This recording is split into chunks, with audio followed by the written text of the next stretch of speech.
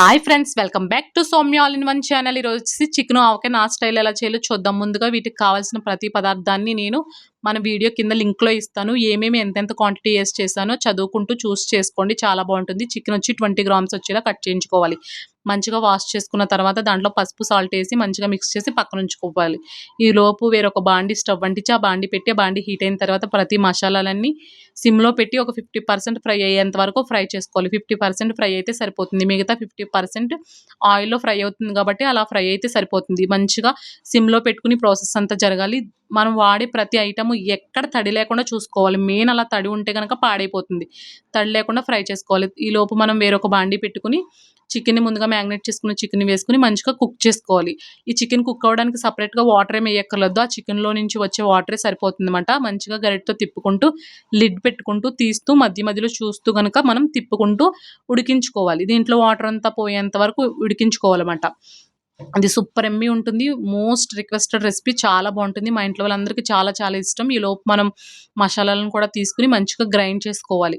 బరకగా గ్రైండ్ చేసుకుని పక్కన ఉంచుకోవాలి. ఈ లోపు చికెన్లో వాటర్ అన్నీ పోయి ఉంటాయి. ఇవి మనం వేరే బాండీలో వేసుకుని పక్కన ఉంచుకోవాలి.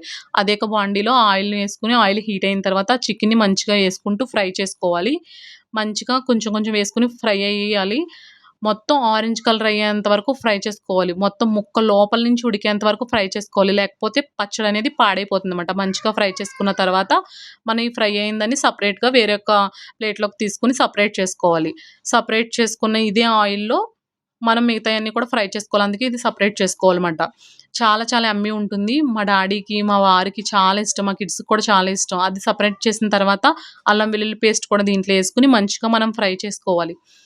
పచ్చివాసన కంటే కొంచెం ఎక్కువగా ఫ్రై అవ్వాలన్నమాట, ఎందుకంటే లేకపోతే పచ్చడి పాడైపోతుంది. తర్వాత కొత్తిమీర, పుదీనా, కరివేపాకుని వేసుకుని మంచిగా ఫ్రై చేసుకోవాలి. చాలా చాలా యమ్మీ ఉంటుంది. నా స్టైల్లో ఒకసారి మీరు ఫాలో అవ్వండి. ఎలా వచ్చిందో కామెంట్ చేయండి. చిటికెడు పసుపును కూడా యాడ్ చేసుకోవాలి.